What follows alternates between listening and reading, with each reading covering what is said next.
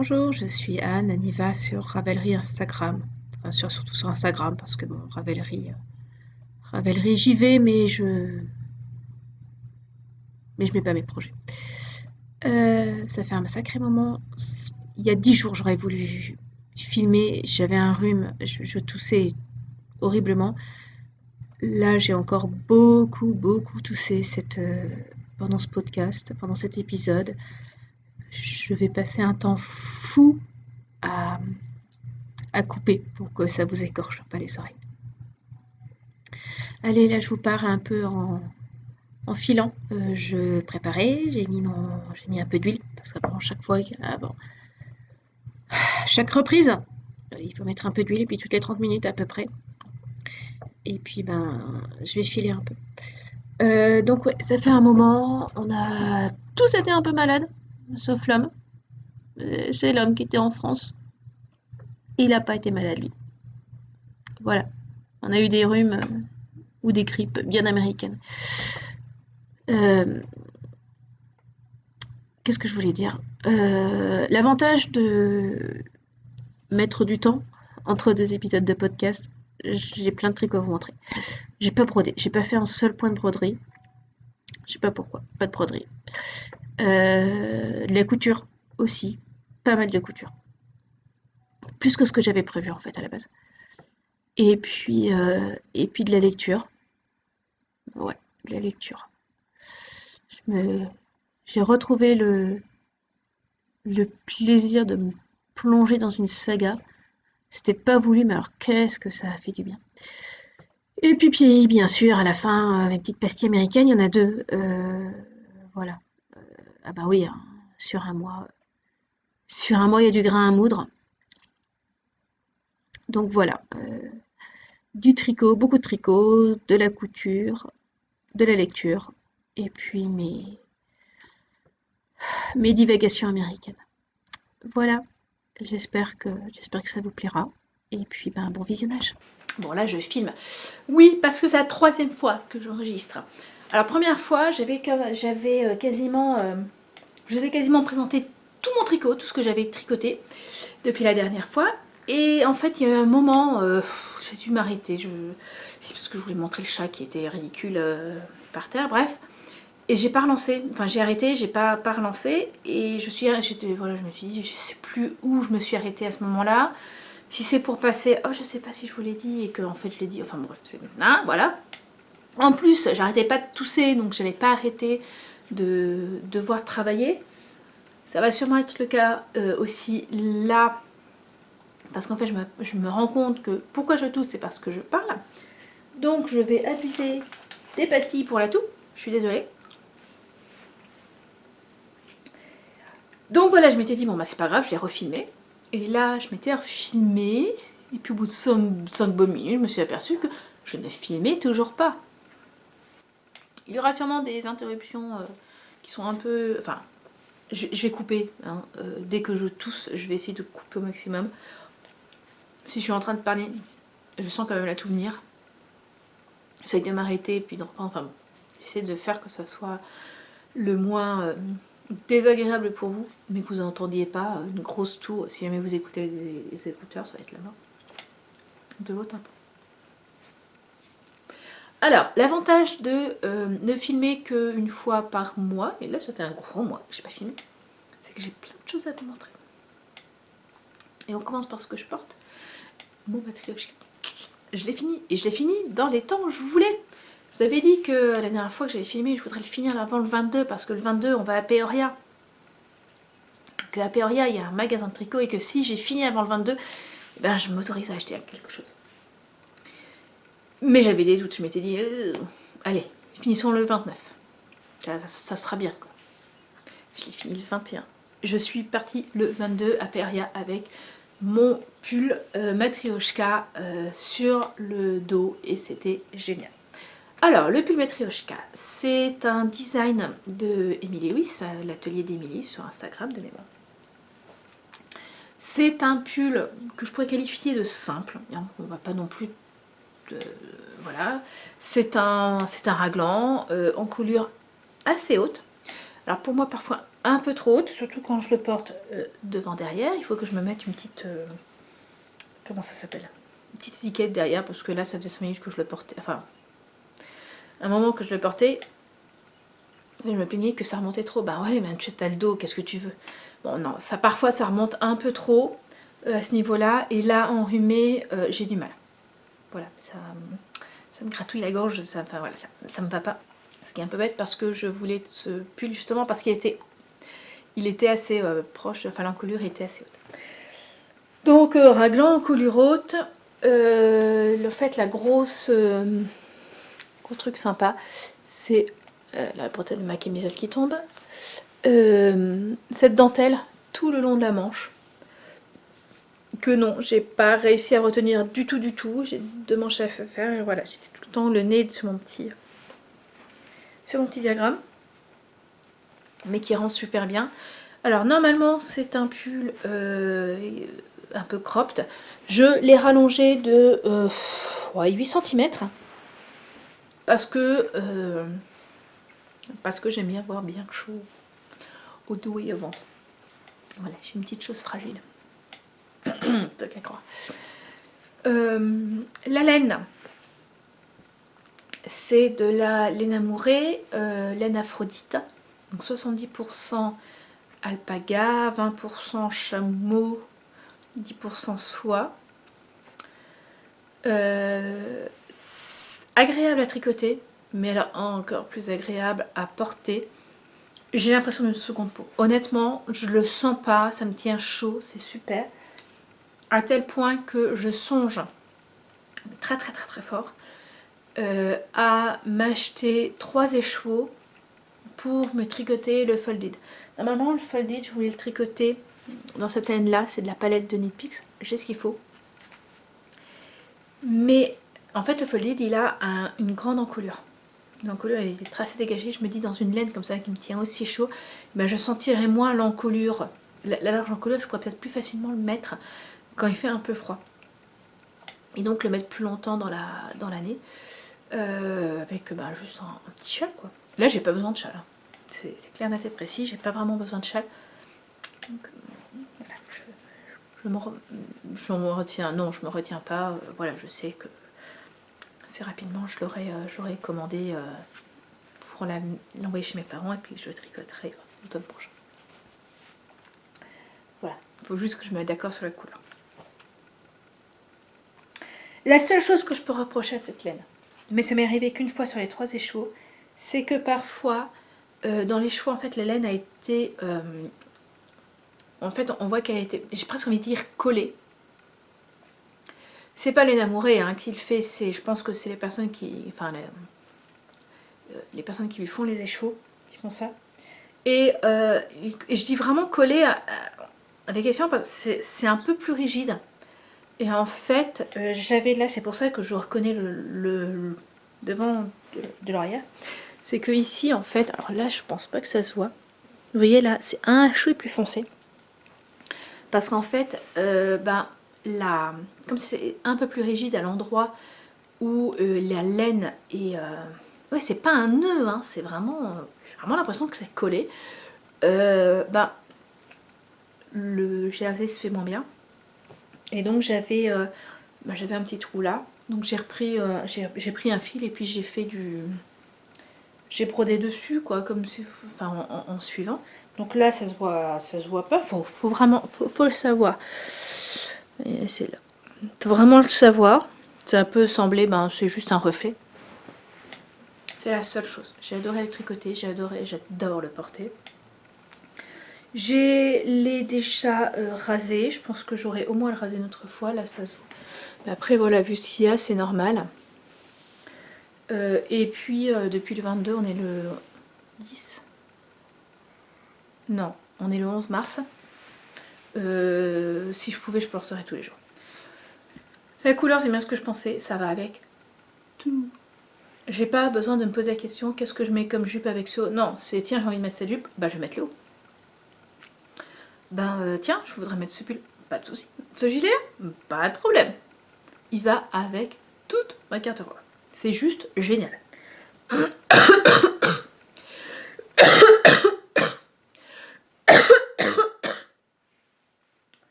vraiment, c'est top.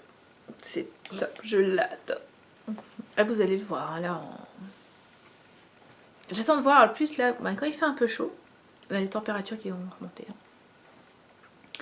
Ça sent le printemps, on a plein de zozio qu'on entend, c'est très amusant d'ailleurs d'entendre les cardinaux. Les cardinaux, c'est des petits...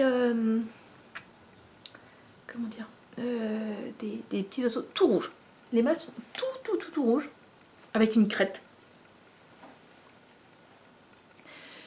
Et leur bruit ressemble, enfin leur chant, je vous jure, ça ressemble à une alarme de voiture. Oh, avec ma gorge, ça fait... Mais voilà, c'est très amusant. J'espère que vous trouvez ça. Je sais pas, enfin bref. Donc voilà, ça se réchauffe bien. Il nous annonce de la neige dimanche, je sais pas comment, mais apparemment ça va se refroidir juste une journée, juste pour qu'on ait de la neige. Bref. Et mais donc là, même là, il fait un peu plus chaud, ben, je le porte aussi sans souci, quoi. Il me fait pas trop chaud. Voilà. Donc ravi, plus que ravi.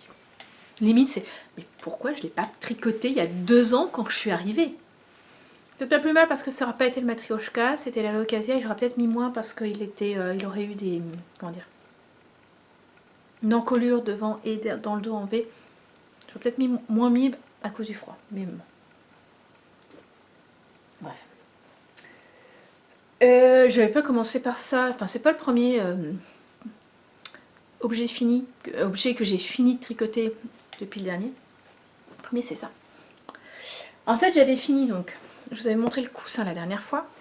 Petit aparté, l'une d'entre vous m'a demandé si je pouvais faire un tuto pour ce coussin. Non. Non, je le ferai pas, je suis désolée, mais alors c'est un coussin où je suis partie dans tous les sens. Tiens, j'ai envie de faire ça. Hop. Ah bah tiens, devant, je voudrais faire des torsades assorties à ma... comment ça s'appelle, à ma tasse. Bah tiens, hop, je vais faire ça. Ah, et puis bah mon carré devant, il est pas la même taille que le carré derrière. Ben hop, je rajoute des côtés. Voilà, c'est du bidouillage, je suis désolée, mais du bidouillage du début à la fin. Et j'ai aucune envie de me poser et essayer de me rappeler toutes les étapes et de les faire. Non, je l'aime beaucoup, mais je ne ferai pas du tout. Voilà. Bon, ceci dit, j'étais très contente comment ça s'appelle, des torsades avec cette laine filet main. Et comme il me restait des échoués, il m'en reste encore d'ailleurs, on dit, je me ferais bien un gros bonnet blanc avec des torsades. Alors comme j'avais une idée assez précise, je m'étais dit, alors sans avoir envie de refaire mes propres torsades, parce qu'après le problème des torsades, c'est la finition, c'est la couronne. Pour que ça fasse quelque chose de joli, il faut quand même se travailler. J'avais pas envie de faire mon propre patron, mais j'avais une idée très précise de ce que je voulais. Donc je savais que j'allais sûrement devoir reprendre, enfin modifier un peu le patron, donc j'avais pas envie de partir sur un patron payant. Donc j'ai fait Ravelry, la grosseur de la laine, patron gratuit, et je suis tombée assez rapidement de mémoire sur le Conifer Cap de Alison Griffith. C'est un patron gratuit que vous pouvez télécharger non pas sur Ravelry, mais sur le site Knitpicks. Knitpicks, mon fournisseur de laine ici, n'est-ce pas? C'était Anna, le podcast, enfin Enabis de le podcast, enfin d'Enabis. C'est elle qui est derrière le bruit des aiguilles. Qui, je me souviens, avait voulu justement télécharger un patron gratuit sur Knitpicks et qui n'y arrivait pas parce qu'il lui fallait une adresse physique aux États-Unis. Et je sais qu'elle s'est arrangée en contactant Knitpicks et voilà, il lui avait envoyé son patron. Donc voilà, si vous le voulez, vous pouvez y aller. Donc je vous avais dit que je voulais faire des modifications. En fait, je voulais des côtes. Voilà. Normalement, le patron, c'est des côtes. Vous avez 3 rangs de côtes, quoi. Et puis après, vous allez directement sur les torsades. Alors déjà, j'ai fait une torsade de moins. Alors, je crois que j'en ai 7, il en fallait 8. Alors ça me faisait un truc super grand. Et donc, les côtes dessus. Et donc, une répétition en moins des hauteurs. Voilà. Sinon, j'ai suivi. Et puis quand je l'ai eu fini, je me suis dit, je le verrais bien avec un pompon, non pas blanc, mais avec un pompon en fourrure, en fausse fourrure. À force de les voir partout sur internet, sur Instagram, entre autres, surtout. J'y allais. Je devais passer à Burlington pour faire des achats. Ouais. Petit détour à Joanne pour voir s'ils ont des pompons. Ben voilà, ils avaient des pompons en plus en réduction. Voilà, j'en ai trouvé un. C'est un élastique, donc je peux l'enlever. Par contre, il se balade un peu trop à mon cou. Faudra que je vois comment je fais. Et alors, c'est par contre, le bonnet est parfait quand j'ai mes cheveux détachés comme ça.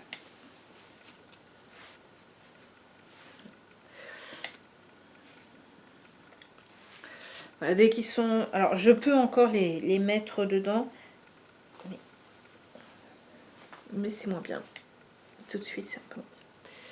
Je préfère avoir les cheveux détachés. Et alors, vraiment, ça tient super chaud. Ma laine est très retordue, puisque c'est moi qui l'ai filé. Que j'ai tendance à trop tordre, mais... à trop filer mes retors. Ils sont voilà, ça va pas être très élastique. Enfin, là, avec les torsades ci quand même. Mais surtout, ben, elle tient super chaud. Et donc, il m'en reste. Et je me pose la question, alors pas là. L'oiseau est passé juste, je sais pas si vous l'avez entendu, mais elle est passée juste de l'autre côté de la vitre, c'est impressionnant. Ouais, en fait, je me pose la question de refaire les mêmes torsades, mais en fait en colle. Parce que quand je le faisais, à un moment, je l'avais mis là, puis tiens, je l'ai posé là, ça passait parfait. Un petit châle, et puis le col en grosse laine, ça pourrait être pas mal. Pour l'été prochain, oui, bien sûr. Pour l'hiver prochain. Voilà. Donc, le 22 février, j'avais fini ce pull, j'avais fini ce bonnet. Et puis, ben, quelque part dans ma tête, je m'étais dit, ben, comme je m'étais dit, ben, le matrioshka, j'aurais fini le 29. Je savais pas trop quoi faire. Alors, j'avais quelques encours qui n'étaient pas finis, dont une chaussette pour mon mari, enfin, une paire de chaussettes pour mon mari. Donc, j'avais commencé la première chaussette, j'en étais là. Donc, je l'ai fini, tranquille. Disant, ben, au moins, ça serait bien que je la finisse là, puisque le 1er mars, il est censé aller au Canada. Comme ça, la semaine où il sera au Canada, je pourrais lui tricoter la deuxième. Je lui ai tricoté la deuxième. Alors la première, je l'ai finie le lundi 24, le soir du lundi 24. J'ai pu lui tester, elle est très bien.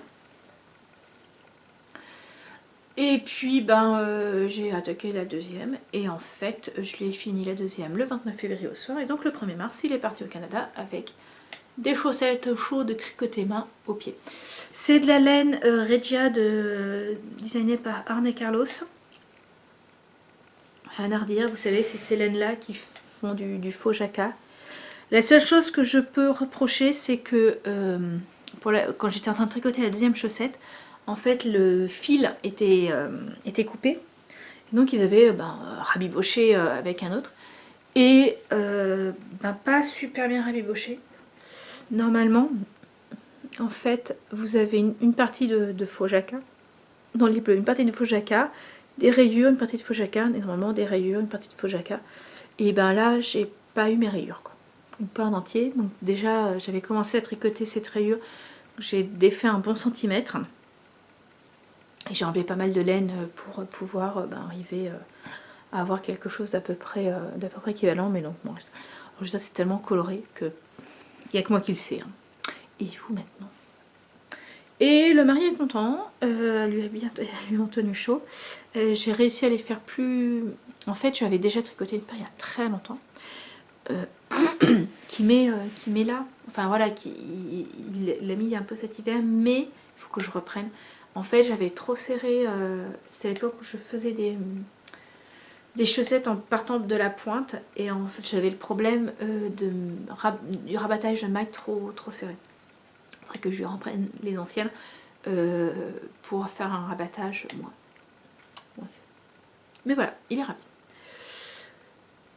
Donc il y avait ça, et puis à côté, je me dis, non, toujours pas envie de commencer à nouveau. L'autre objet, l'autre tricot, l'autre projet qui n'était pas fini, c'était mon Kantia. Il me restait la partie basse, donc du jersey, tout droit, en rond. Ce qui était parfait parce que le 29, j'ai accompagné Lise et son groupe de chocoyeurs à une compétition. Ils avaient besoin de 4 parents chaperon. Et en fait, ben, voilà, on est dans la pièce avec les gamins, on va voir quelques prestations des autres groupes. Et en fait, les prestations sont dans le noir complet. Ça dure entre 10-15 minutes. Et donc, un tricot en rond, juste parfait. C'est juste parfait pour vous dire, je l'ai fini le 1er mars. Le 1er mars, en fait, le dimanche matin, j'ai fini les côtes. Voilà. Je n'ai plus que les côtes à faire. Là, donc c'est le Cantia de Marie-Amélie Design. C'est un haut d'été avec un haut en yoke en dentelle. Et puis après, du jersey tout simple pour le corps. Il fait 5 cm de moins que ce qu'il devrait parce que ben, j'avais plus de laine. Mais qu'est-ce qu'il me reste? Est-ce que je l'ai sorti? Non, j'ai dû le ranger. Il est là. Voilà ce qui me reste en laine grise. Donc vraiment pas grand chose. Alors j'avais fini la partie dentelle cet été. J'étais arrivée après les côtes. Puis je l'avais laissé là parce que bon, voilà, on était à la fin de l'été, c'était plus la peine. Et j'avais fait des augmentations pardon, à la fin de la dentelle pour gagner un peu au niveau de l'emmanchure et du corps. Et alors, je ne sais plus qui m'avait dit, c'est peut-être pas une bonne idée parce que la dentelle s'élargit. Sauf que moi, avec ma laine filet main très retordue, en fait, quand j'avais tricoté l'échantillon n'avait pas bougé d'un pouce entre quand je l'ai tricoté et quand je l'ai bloqué. Mais pas un. Donc je me doutais que ma dentelle n'allait pas trop s'étaler. Et en effet, elle s'est pas énormément étalée. Donc ce qui fait que c'est juste parfait. Mais je le redis, ça vient de ma laine. Donc ça c'était un changement. Autre chose que je n'ai, alors là pour le coup je n'ai pas faite, c'est les allers-retours dans la partie jersey. En fait on fait je crois un rang, puis après on fait quelques allers-retours pour monter l'encolure du dos. J'ai complètement oublié.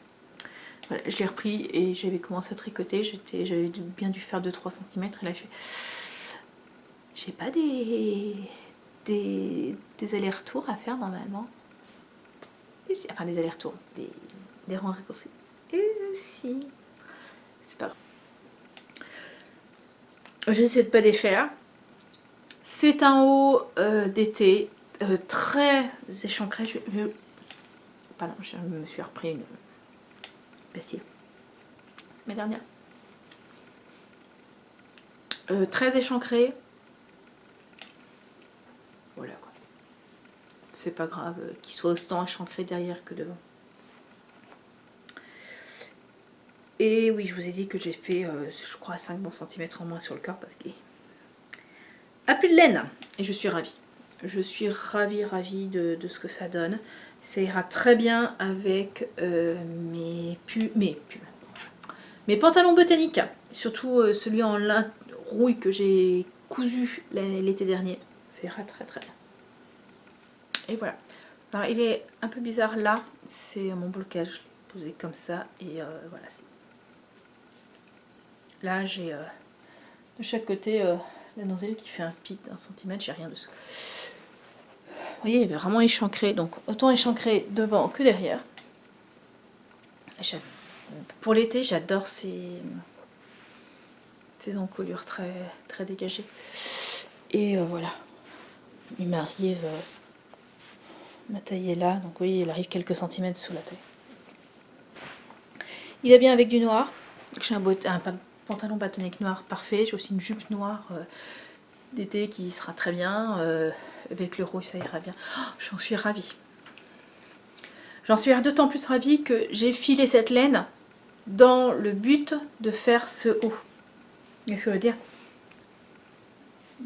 quand j'ai filé cette laine blanche, c'est pas dans l'idée de me faire un coussin de torsade ou un bonnet de torsade. Je filais la laine dans l'idée de me faire quelque chose, mais pas une idée précise. Là, j'avais vraiment cette idée précise. Alors quand j'avais l'idée précise, c'était pas avec la petite... comment ça s'appelle? Avec cette bande grise, parce que je pensais que j'aurais plus de laine qui changeait de couleur que de laine grise. Mais bon, à part ça, voilà, c'est vraiment comme ça que je vois. Je suis ravie. Oui, vous voyez là, par exemple, il fait un pic. Mais c'est voilà, c'est la façon dont je l'ai.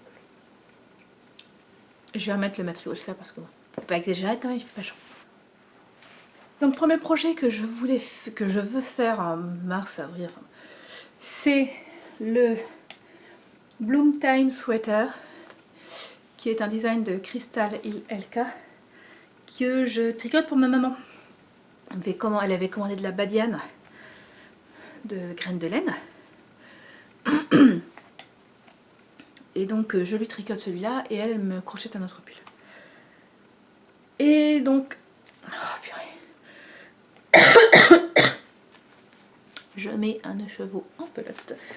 Et je fais donc le 1er mars. Deuxième écheveau est tombé. L'échantillon. Je le trempe. Je le bloque. Je le laisse. Ensuite, le deuxième projet que je voulais faire voilà, fin hiver, début printemps, c'était refaire un gilet, un sweater Félix, mais en alpaga aran de Knitpicks et en dégradé. Donc je prends le blanc, voilà, je fais mon échantillon. Les deux échantillons, quand je les ai tricotés, étaient pas mal du tout. J'ai dit bon ben voilà, maintenant il faut que j'attende que mes échantillons sèchent avant de pouvoir les me mettre vraiment au tricot. Qu'est-ce que je fais en attendant? J'avais l'idée depuis un moment de tricoter le Shibin Hat, je sais pas, de Yarn Flex, Audrey Berigo, qui est un bonnet qui mélange torsade et jacquard. Simple, mais torsade et jacquard. Et pour ça, je m'étais dit à un moment, je vais utiliser les laines que j'avais achetées à Minneapolis au Black Friday. Donc c'est un mélange de cachemire et de mérinos. J'avais 2 pelotes de grise et une pelote de rouge. J'achète le patron. Et en fait, en l'achetant, je m'aperçois que l'échantillon, pour faire l'échantillon, il fallait faire le jacquard. Enfin, le mélange torsade-jacquard. J'ai pas envie de le faire. En plus, après, il va falloir que je le fasse sécher. Mes 2 premiers échantillons de la journée étaient pas mauvais. On se lance. Je fais la taille la plus grande par précaution, dans le sens où je me dis au pire c'est plus petit. Et si c'est trop grand, de toute façon je le verrai très rapidement avec les côtes. Et si c'est trop petit, ouais, voilà, je m'arrangerai. Au pire je déferai. Donc je me lance avec la laine grise dans les côtes. Et tout en faisant ça, je regarde un peu mieux le patron. Et là, je m'aperçois que pour la couleur contrastante, Audrey préconisait 125 mètres et je n'ai que 100 mètres. Les pelotes ne font que 100 mètres. Mais en plus, à ce moment-là, je regarde comment dire, la pelote est tombée, donc je ne vais pas la chercher. En fait, quand on fait du jacquard, il est important que les couleurs soient différentes, mais aussi que quelque part la saturation, je pense, soit différente aussi. C'est-à-dire si vous prenez une photo en noir et blanc, j'ai un écureuil qui se met debout dans le jardin, j'ai la télé directement là, donc je suis désolée si parfois je regarde pas. Si vous prenez une photo en noir et blanc de vos pelotes côte à côte, il ne faut pas qu'elles aient les mêmes couleurs. Et c'était exactement ce qui arrivait là, avec le rouge et le noir. J'avais, quand je suis passée en noir et blanc, c'était exactement les mêmes couleurs. C'était impressionnant. Alors, je vais essayer de faire un essai. Je vais faire un essai. Soit je vous mets une photo en noir et blanc de ces deux-là, soit j'arrive à mettre un petit moment les cheveux le noir et blanc, et là vous voyez que il n'y a pas de différence. En plus, quand j'avais vu son patron, quand elle avait présenté son patron dans son podcast, j'ai vu, mais vraiment tout de suite, le potentiel vitrail du patron. En faisant la partie torsade en noir gris foncé et la partie jacquard dans une laine H-Pekel. Donc j'avais un écheveau de laine H-Pekel qui contient en plus du cachemire. Normalement c'est une laine à chaussettes. Donc on a une laine à chaussettes qui contient du cachemire. On l'utilise pas pour des chaussettes quoi. Et donc je suis partie là-dessus. Et en fait, bon, l'échantillon est chouille plus petit, mais comme j'ai fait la plus grande taille, ça se voit pas. Et voilà, j'ai ma cathédrale. Vous êtes d'accord que ça fait totalement vitraux. Alors un peu moins de plus près, mais de plus près on peut voir les torsades. Ouais, de plus loin on a vraiment cette sensation, je trouve, de la cathédrale, des vitraux dans la cathédrale. Donc voilà, le modèle est très sympa à faire. Alors oui, il est un peu long parce que vous avez des torsades quand même très régulièrement. Mais honnêtement, c'est super sympa à faire. Vous pouvez pas vous ennuyer. Vous faites une torsade, vous faites du jacquard, vous faites parfois qu'il n'y a que du jacquard. Puis parfois il y a un rang où il y a que du jacquard, enfin du jasandra et du jacquard. Après vous en avez un où vous allez avoir plein de torsades. Enfin, non, j'ai vraiment beaucoup aimé. J'ai vraiment beaucoup aimé le faire et il me va parfaitement. Là aussi, mieux si les cheveux sont détachés. Plus couvrant, mais ouais. Et donc j'ai tricoté pendant la semaine. J'ai commencé le dimanche, et puis, mais je me suis pas forcée à le faire, quoi. C'était vraiment... Parce que j'ai commencé un autre projet. Revenons. On enlève ce bonnet déjà. Je trouve que c'est un bonnet... Alors, normalement, c'est de la sport. Moi, la grise, c'est de la sport. La neige pécale, c'est plutôt de la... Comment ça s'appelle? Ça serait plutôt de la fingering un peu épaisse. Mais ça fait, même avec le jacquard, ça fait quand même un bonnet un peu léger pour le plein hiver ici. Je veux dire, en plein hiver, l'hiver prochain, je mettrai plutôt celui-là. Et celui-là plutôt en début d'hiver ou en fin d'hiver. Là, je le porte très régulièrement. Mais donc le lundi, je récupère mes échantillons qui étaient bloqués. Donc le badiane pour ma maman, parfait.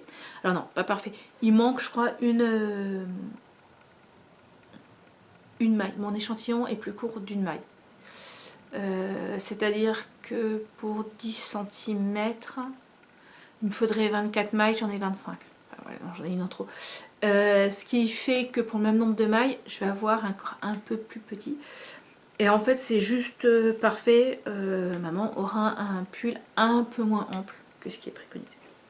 Mais donc c'est parfait. Et donc, il est où? Là-dedans. Depuis, je l'ai commencé. Alors, tout tranquillement, j'ai juste fait le col. En côte, torse 1-1, que je n'ai pas changé parce que après, en fait, on a le Bloom Time Sweater. C'est un pull avec un yoke très travaillé en dentelle et nopp. Je ne fais pas les nopp, mais dentelle et nopp. Et les dentelles ont des comment ça s'appelle, des mailles torse, et c'est vraiment dans la continuité. Donc j'ai fait ces côtes 1-1 et les rangs raccourcis. Et par contre pour l'instant c'en est un que je ne peux pas tricoter le soir parce que il va falloir que là je suis vraiment le yoke. Donc c'est un qui n'avancera que la journée. Donc voilà, mais il est là. L'idée c'est qu'il soit fini avant que j'arrive en France cet été, en mi-juillet. J'ai un peu de temps quand même. Et donc je prends mon échantillon. Et en fait, là l'échantillon par contre ça n'allait pas du tout. Il avait un peu repris. Si je voulais vraiment le garder sur 10 sur 10. Alors moi mes échantillons, je les laisse sécher relativement comme ça. Je sais qu'il y en a qui les étirent pour qu'elles restent sur 10. Et ben déjà quand je l'ai fait, il était trop lâche de toute façon. Il fallait vraiment que je l'écarte de beaucoup pour espérer approcher l'échantillon. Et je le trouvais de façon trop lâche. Comme en plus, depuis le temps, j'avais un doute sur un gilet ou un pull en dégradé. Tu le sens pas, c'est pas la peine. Laisse tomber cette laine avec ce projet. Alors, pas tout à fait, parce que je me disais, je pense que j'aurai le bon échantillon si je double cette laine, donc qui est du 100% alpaga, si je double avec un fil de mohair et soie. Et en effet, le jour même, c'était Mode Imaginaire sur Instagram qui présentait un pull qu'elle avait fait avec un fil blanc et un fil mohair et soie HPK. Mais ça rend super bien. Et je me suis dit, voilà, c'est ça. Il faut que je trouve du mohair et soie HPK, idéalement aux États-Unis. Je pense que j'arriverai à trouver.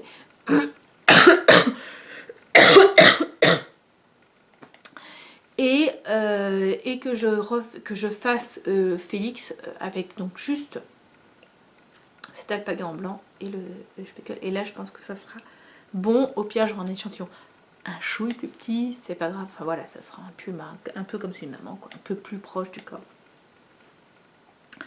Donc parfait. Donc j'ai mis de côté mon écheveau blanc. Il faudrait que je remette en écheveau parce que là il est en bobine.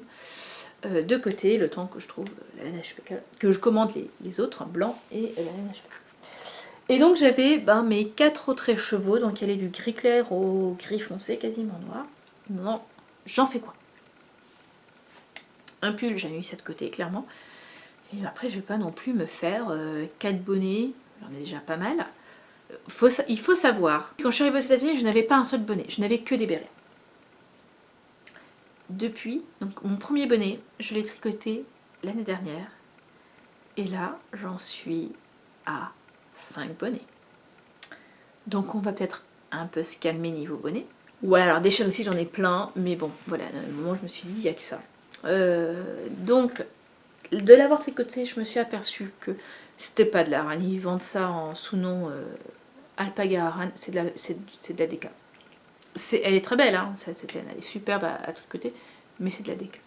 Donc, toujours, révélerie à mon ami. Et j'ai rentré châle déca avec les filtres. Et je crois que c'était la deuxième ou troisième vignette, j'ai vu ça. Ça, d'ailleurs, je sais pas où je le mettrai.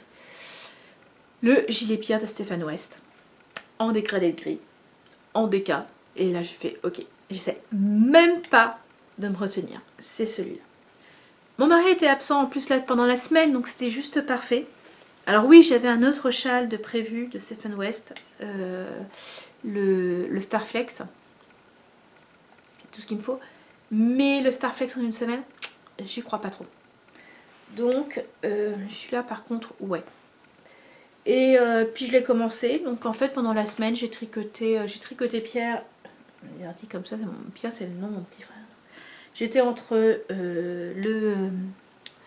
le pull, oh là là, le bonnet Sibine et le châle Pierre. Alors, je ne l'ai pas fini avant qu'on mari arrive. Le vendredi soir, il me manquait toute la... Comment ça s'appelle? Il me manquait juste la fin, la bande de la fin. J'y ai pas touché, parce que voilà, mon mari et mes châles, voilà, c'est...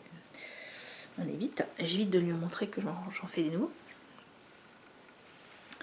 Et je l'ai fini, je l'ai repris lundi quand il était au travail et je l'ai fini totalement mardi matin, donc hier. Je l'ai mis à bloquer, puis là je l'ai bien bloqué et tada! Voilà. Si je devais le qualifier, ce châle, je dirais que c'est du Stephen West. Comment ça? Sage. C'est vrai, mais il est vraiment présenté comme ça. C'est vraiment les couleurs qui sont présentées. Donc un dégradé de gris. Il y a plein de textures différentes, ce qui fait que vous vous ennuyez pas. Hein, clairement, vous faites quelques rangs et hop, vous changez, et hop, vous changez, et hop, vous changez. Donc ça, c'est juste parfait. Le dégradé est super sympa. Alors là, vous avez des côtes, une succession de jersey en droit et de mousse. Et après, ça j'aime beaucoup. C'est du point de riz, mais avec changeant de couleur. Ça fait très sympa, ça fait un dégradé très sympa. Là, ça a été une de mes comment ça s'appelle, modifications. Normalement, juste cette partie-là, ça devrait être juste dans le gris foncé. Et j'ai essayé de faire le dégradé comme ici. Et enfin, le dernier truc que j'ai modifié, c'est ici, vous deviez avoir la même chose que là, à savoir là, c'est des côtes torse. C'est-à-dire que les côtes torse, quand vous les travaillez en droit et en vert, ça veut dire qu'il faut que vous fassiez à l'envers des mailles envers torse. C'est long, c'est très long à faire. Et j'avais pas envie. Et donc j'ai fait de la brioche. Voilà, j'ai essayé de transformer par de la brioche. Alors assez courte parce que j'ai fait le même nombre de rangs qu'ici, sauf que pour la brioche, divisé en deux. Mais voilà, et ça, honnêtement, je suis super contente de mon brioche. Et donc voilà la bande finale, avec un peu de dentelle. Et donc voilà, j'ai un châle très grand, en alpaga, très chaud, mais vraiment long. Avec tout plein de textures, vraiment sympa. Ça faisait un moment que je m'étais dit, il y avait plus de 3-4 ans, je m'étais dit, il faudrait que je me tricote un châle comme ça dans les différents tons de gris. En fait, c'est quand j'ai tricoté le color block de Stephen West, justement, c'était un mystery call. J'ai pas fini parce que je l'ai tricoté, je voulais le tricoter avec les couleurs, pas les couleurs, mais les écheveaux que j'avais à l'époque. Et en fait, il était trop coloré. Et ça rendait pas bien, parce que voilà, je savais que j'allais pas le mettre au final. Et il y avait un des modèles qui présentait, il était seulement en gris, blanc, noir, enfin bon. Et je m'étais dit, ça serait sympa parce que ça irait avec tout. Je l'ai pas fait parce qu'en plus, voilà, faut dire ce qui est, le châle color block, j'ai pas trop aimé. Et au final, je suis très contente de l'avoir ici. Et donc, alors soit autour du cou, voilà, on peut quand même le faire plusieurs fois. Donc là, il ira super bien avec ma cape rouge que je n'ai pas mis cet hiver. Oh, je m'épuise, vous pouvez pas savoir. Que je n'ai pas mis cet hiver, avec mon manteau noir, avec mon manteau vert, voilà, donc avec tous mes manteaux. Il ira aussi très bien avec mon impair petit bateau rose bonbon. Et je peux même le mettre à la Outlander. Donc voilà. Et ça va être la fin des châles pendant un moment parce que mon mari est rentré du Canada en disant bon les vols, les voyages interpays sont maintenant, pas dire interdits, mais plus que déconseillés par son entreprise. Il devait aller 2 semaines en France en mars-avril. Non. Pour le boulot, il restera aux États-Unis. On va pas s'en plaindre, nous. Mais il devait aussi aller au Canada. Il ne sait pas trop quand est-ce qu'il va y retourner. Donc, plus de châles avant un moment. Après, c'est un peu moins la saison des châles. Dixit, celle qui n'arrête pas de tousser, qui a fini son dernier bonbon. Il faut que je vous le dise. Je suis désolée, j'en sors un autre. Dimanche, je suis allée à la messe et donc je toussais. C'est juste un rhume, je le sais, mais bon, voilà. Et donc j'avais pris de l'eau, j'avais pris des bonbons, des pastilles contre la toux pour essayer de tousser le moins possible. Mais voilà, j'ai quand même mal toussé. Et en fait, à la fin, on n'est pas sorti tout de suite, on attendait les enfants. Et il y a une dame de la chorale qui est venue vers moi et qui m'a donné un petit paquet de pastilles contre elles. Elles sont très très bien. Vous verrez, nous on tousse plus avec. J'ai trouvé ça adorable. Et c'est vrai qu'elles sont vachement efficaces. C'est des Fisherman Friends à la chérie. Et donc il faut que j'aille en racheter parce que là ça y est, il est fini.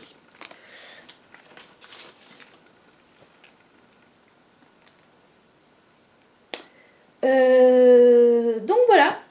Et bien mon dernier projet est fini. Et donc là pour l'instant je n'ai sur mes aiguilles que le Bloom Time Sweater de maman. Qui est un... absolument pas zéro cerveau.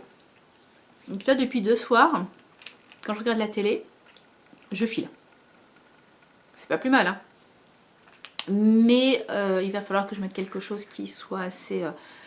que je puisse tricoter devant la télé sans souci. Bon, je m'étais promis, si je finissais le Matryoshka avant le 22, d'aller au magasin de laine.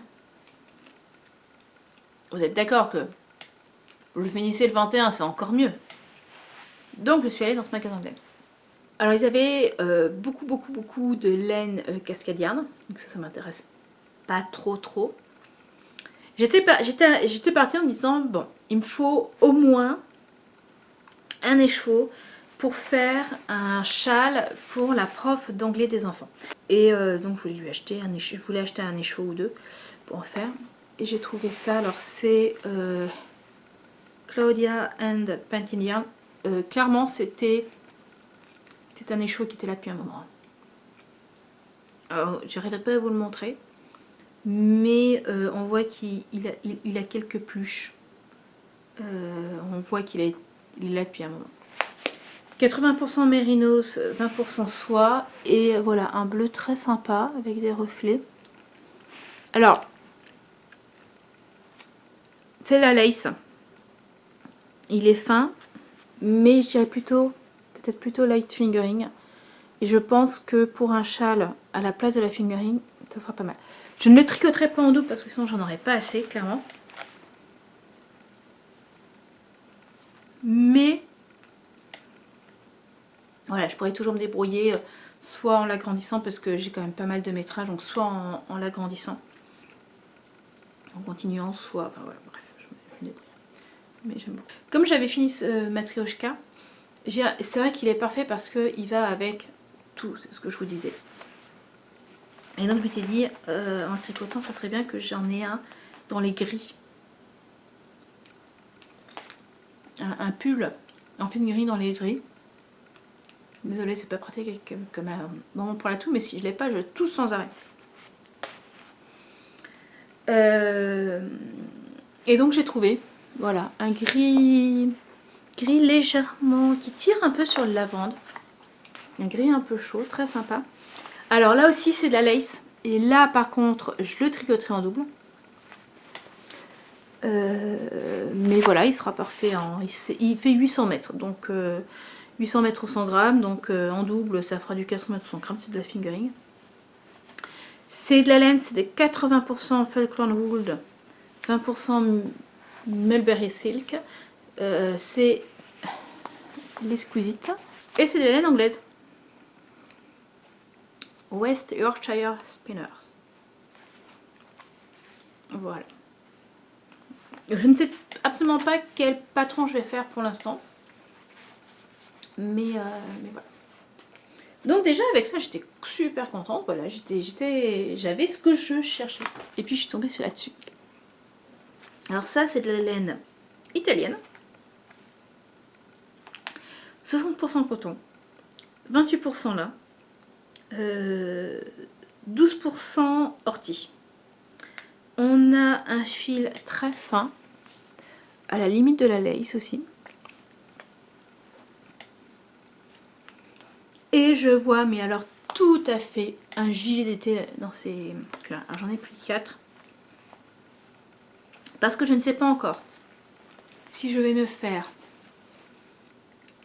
un gilet spécialement designé pour l'été. Donc manche courte et puis assez, voilà, assez léger. Ou un gilet plus... comment dire, un gilet d'hiver mais tricoté dans de la laine plus légère. Mais regardez, comme ça ira bien, hop, avec le Kentia. Ça va le réveiller même. Donc voilà. Voilà, c'est bien la première fois que j'achète autant des chevaux d'un coup. Bon, déjà c'était assez agréable, j'avoue. Et voilà. Et ça, je vois, il faut que je regarde, il faut que je me mette à la recherche de ce que je peux faire. En fait, il faut que je mette... Oh, purée. Il faut que je fasse l'échantillon, ça me donnera déjà une idée de ce sur quoi je peux partir.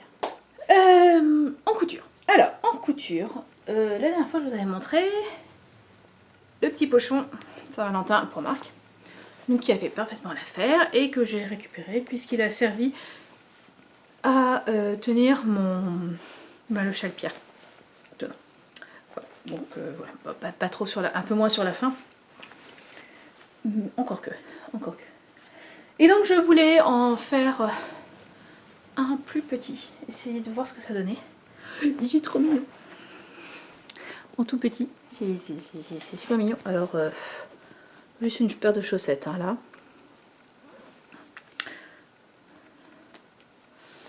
Voilà, alors j'ai cousu un ruban que je trouvais très sympa avec les dégradés. Et voilà pour vous donner une idée. Hop. Le moyen et le petit. Et le grand, lui il est rempli, mais voilà. Ça vous donne une idée.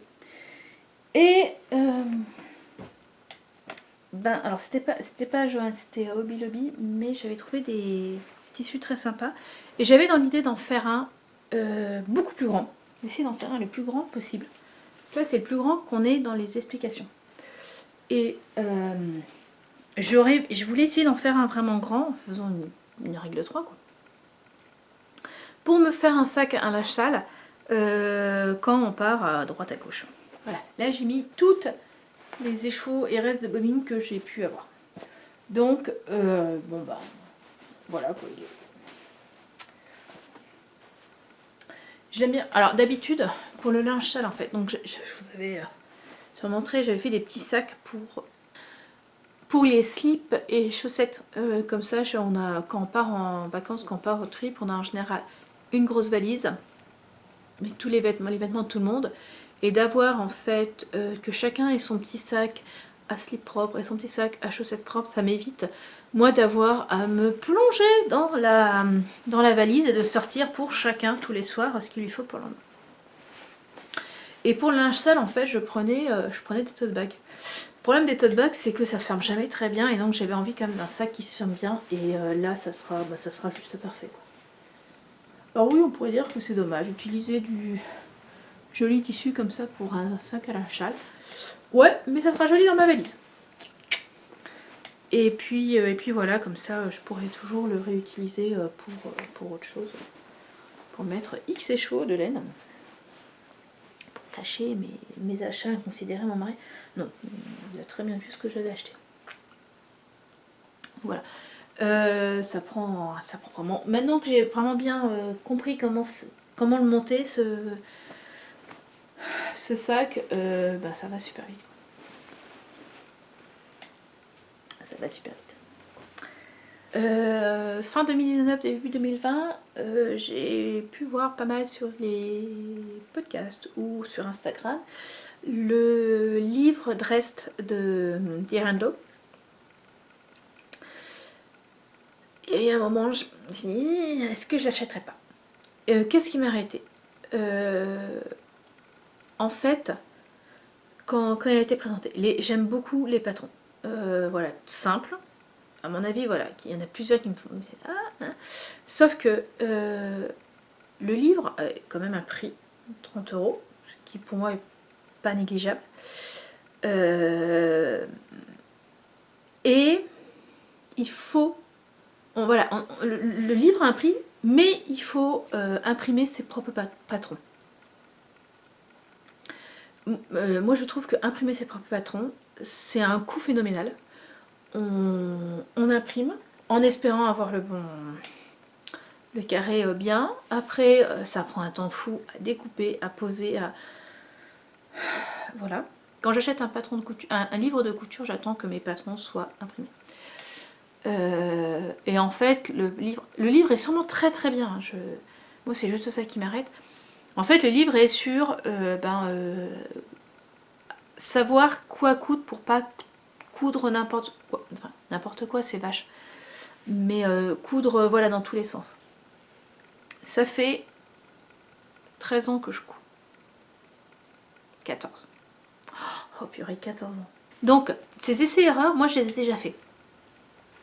Et je sais déjà ce qui me va, je sais maintenant ce qui me va pas au niveau couleur, ce que j'aime pas, etc.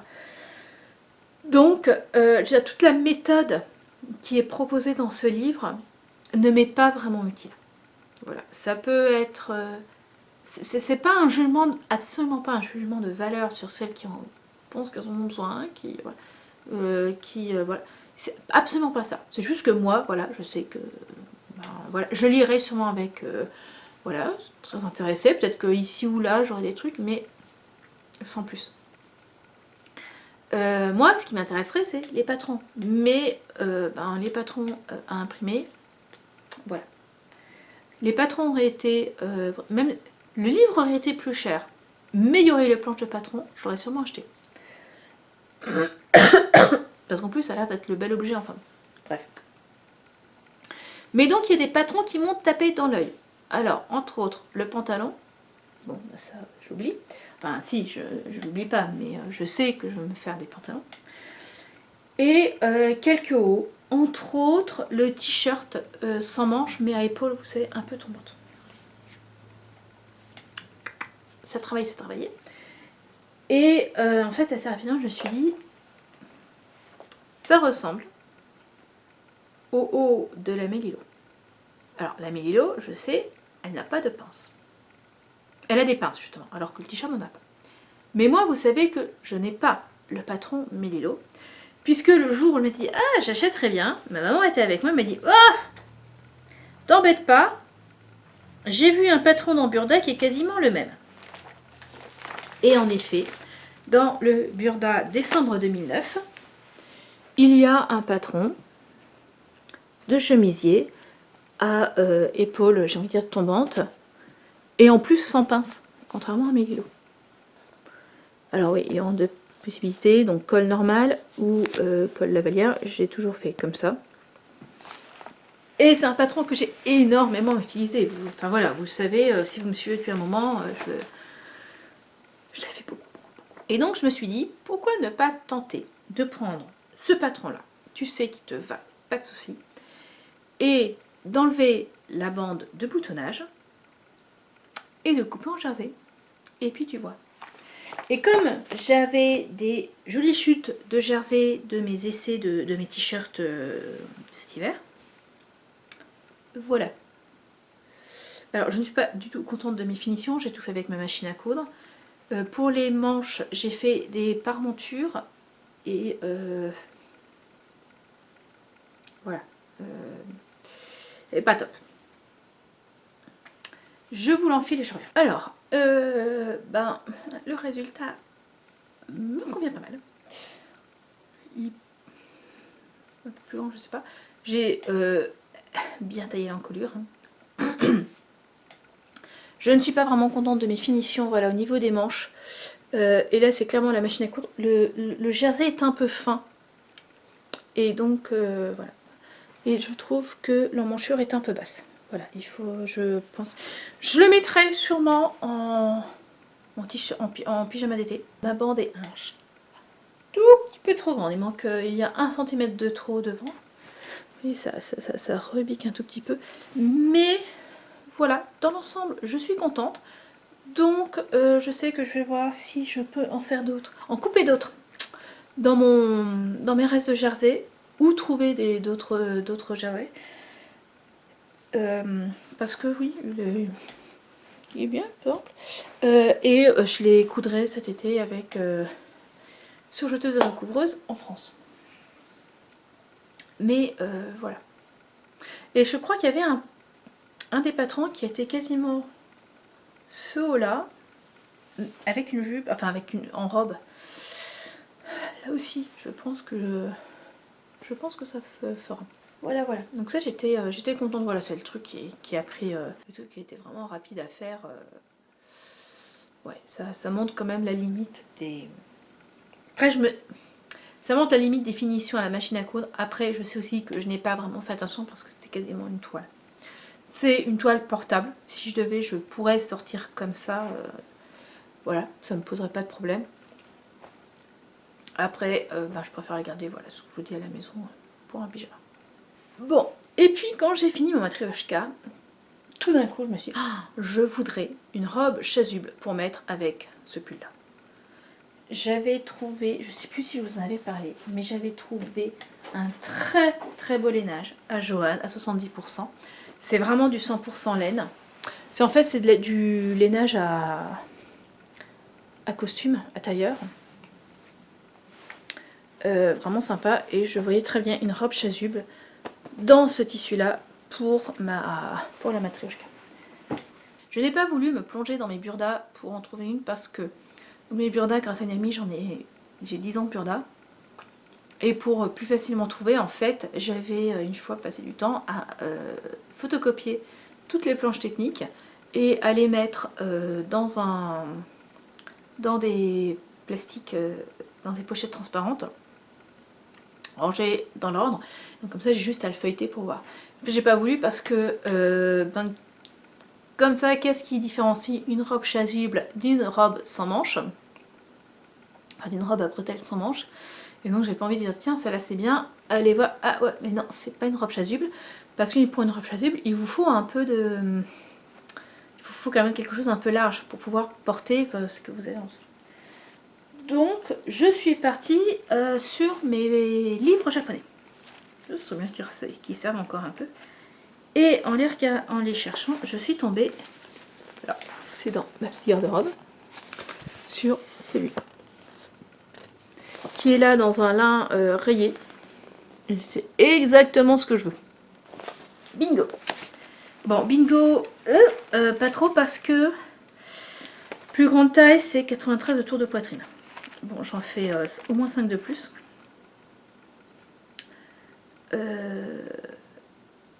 Donc, ben j'ai agrandi. Voilà, c'est très simple hein, comme patron. J'ai fait une taille de plus en fait. Toutes les tailles sont entre deux tailles, il y a 5 cm d'écart, puisque c'est 78, 83, 90, 88, 93. Moi j'ai besoin d'un 98. Bon ben voilà, j'ai rajouté un bon centimètre de chaque côté. Et puis voilà. Bon là pour le coup, comme je le faisais, comme j'avais agrandi, et que, alors même si j'en ai, je crois, j'en ai pas loin de 7 mètres. Hein. J'en avais pas loin de 7 mètres parce que là vous vous rendez bien compte que c'est la jupe, c'est la robe de chasuble. J'ai pas non plus envie de le gaspiller, quoi. Je trouve que c'est vraiment un très beau tissu. Ce serait dommage de faire une robe et de dire ah bah elle est un peu juste tout, ah bah elle est un peu trop grande, il faut que je la reprenne complètement. Bon bref. Donc j'ai regardé dans mes tissus et je suis tombée sur un voilage. Il est plus vert d'eau que vert là. Hop, un peu de Liberty, et je me suis dit que ça me ferait une robe bain de soleil parce que le voilage est quasiment transparent. Parfait pour cet été si on va à la plage ou si on va au lac, voilà, à porter par dessus. Et en fait c'était parfait, c'était parfait. Alors ça gondole un peu à ce niveau là, après c'est un voilage, c'est quand même quelque chose de très léger, donc je me suis dit que avec le lainage ça irait. Et en effet, ça va mieux. J'ai juste doublé en haut. Alors autant ici j'ai doublé les bretelles dans le Liberty. J'ai pas seulement fait la permenture, mais j'ai aussi fait la doublure des bretelles. Parce que je suis, voilà, ce tissu là il n'existe plus, voilà, j'en ai plus du tout, j'ai vraiment utilisé tout du tout. Là je ne voulais pas le faire pour éviter d'avoir un peu de rose qui apparaît, mais donc j'ai fait la parmenture. J'ai quand même pas fait la parmenture en lainage pour que ça soit un peu plus léger, et puis en fait c'est une, je sais pas ce que c'est, une viscose, hein, enfin C'est pas du coton, c'est sûr. Et donc pour que ça accroche légèrement sur la laine. Parce que c'est un lainage très très fluide. Super agréable. Je l'enfile et je reviens. Voilà, donc c'est une robe tablier. Plus que robe chaleur, une robe tablier. Alors, c'est en effet un chouille grand là. Mais ça vient du patron lui-même. Je pense qu'une pince. Peut-être qu'un jour je déferai ma surpiqûre ici pour faire la pince des deux côtés. Peut-être. Comment dire? J'adore. J'adore. C'est le genre de robe qui est parfait parce que voilà, vous la sentez pas. Elle ne plaît à personne. Voilà, mon mari, ma fille, mon fils. Ça fait un peu vieillot, maman, hein, non, je m'en fiche, je l'aime. Voilà, pour la couture, je vais faire une petite pause. Mais pour vous, je reviens tout de suite pour vous parler lecture et deux grosses pastilles américaines. Avant de commencer vraiment de vous parler de ce que j'ai lu, je voudrais répondre à une question que l'une d'entre vous m'a posée, qui était de savoir si Homegoing pouvait être un premier livre pour lire en anglais. Je ne sais pas si peut être de très bon conseil. Pour moi, oui, parce que même si, c'est ce que je vous disais, c'est les chapitres, c'est plus des nouvelles, donc voilà, même si vous en lisez une et que vous vous arrêtez, vous comprendrez, même si vous revenez bien longtemps après. Bon. Donc moi, comme ça, j'y arrive. Après, est-ce que je suis de bons conseils? Je ne pense pas. Je me suis mis à lire de l'anglais quand j'ai eu 20 ans. Parce que j'étais au Canada, à Montréal, pour un stage, pile, et je suis partie 3 jours après la sortie du 4e Harry Potter en anglais. Et là, vous me voyez venir, oui, le premier livre en anglais que j'ai lu, c'est ça. Le truc un peu épais, c'est pas écrit très gros en plus, avec tout un vocabulaire à découvrir, parce que à l'époque, quand vous les aviez lu Harry Potter en français, vous ne saviez pas que Muggle, c'était les Moldus. Ça ne m'a pas empêché de le lire en 3 jours. Je ne dis pas que j'ai compris tous les mots. Je ne dis pas que j'ai compris même toutes les phrases, mais j'ai compris l'intrigue dans son intégralité. Quand je l'ai relu en français, quand il est sorti en français, je l'ai acheté et je l'ai lu, je me suis aperçue que ouais, je relisais, je découvrais tous les détails, mais j'avais eu la vue d'ensemble. Et ce qui fait que après j'ai continué à lire les Harry Potter en anglais quand ils sortaient. Une fois que j'ai fini ça, bah ma foi, est-ce que j'ai eu de l'anglais? Maman m'avait offert un livre, je ne me rappelle plus ni du titre ni de l'auteur, où j'avais commencé à le lire en anglais, j'y arrivais pas, je l'ai lu en français, et après j'ai lu en anglais. Mais voilà, c'est ce que j'ai fait. Et donc, quand on a appris que Stéphane était envoyé, enfin, qu'on proposait une expatriation à Stéphane, j'ai commencé par me remettre à écouter de l'anglais grâce à Netflix. Et pendant l'été, je me suis acheté des livres en anglais. J'avais commencé par... Oui, c'est-à-dire, c'est pas celui-là. J'avais acheté Certain Reasons Why à l'aéroport à Chicago quand on était revenu. Et que j'ai lu rapidement. Alors oui, là aussi, je connaissais l'histoire puisque j'avais vu la série sur Netflix. Mais il y a des différences quand même. Et puis, en arrivant, j'avais emmené les enfants quand on était à Lille sur une... comment ça s'appelle? Dans une librairie anglophone. Pas qu'anglophone d'ailleurs, étrangère, ils avaient d'autres langues, mais ils avaient quand même pas mal d'anglais. Et j'y avais acheté Hidden Figures. Et j'ai lu. Alors, j'ai commencé en août. Je l'ai fini, je crois, en février. J'ai pris mon temps. Alors là, par contre, les chapitres sont gros. Grosso modo, je lisais un chapitre et je laissais vraiment passer plusieurs jours, semaines. Ma victoire, ça a été quand j'ai lu ce livre, ça a été quand j'ai arrêté de me lire les chiffres, et Dieu sait qu'il y en a, en français. Quand j'ai commencé à lire dans ma tête les chiffres en anglais, voilà, j'ai senti qu'il y avait une étape.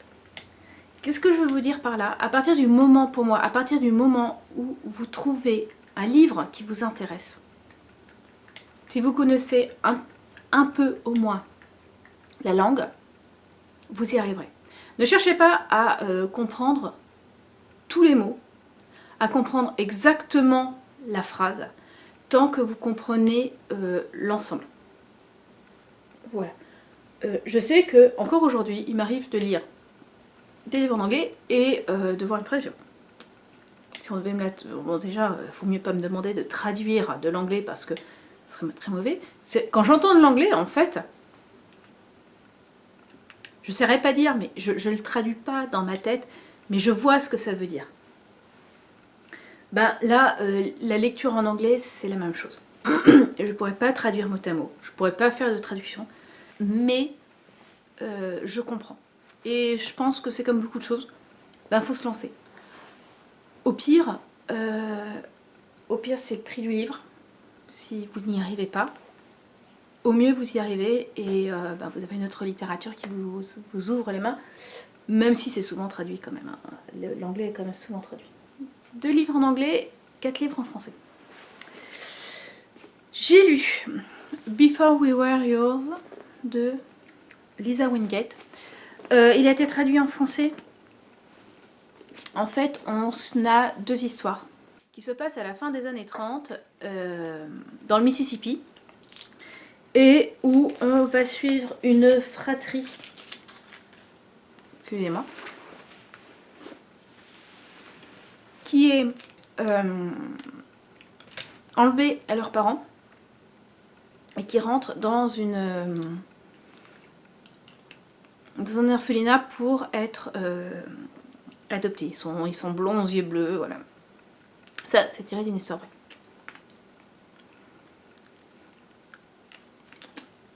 Il y a une autre histoire.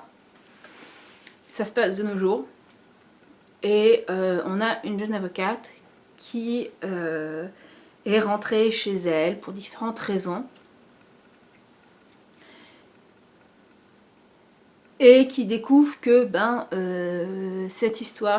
qui découvre cette histoire des années 40 et qui s'aperçoit que ça a des liens avec sa famille. Voilà. Donc 2 histoires qui ont des liens. Une que j'ai appréciée, l'autre pas. Alors autant j'ai apprécié l'histoire de ce qui se passe dans les années 40, autant, je sais pas comment mettre mon bonbon, j'espère que vous l'entendez pas.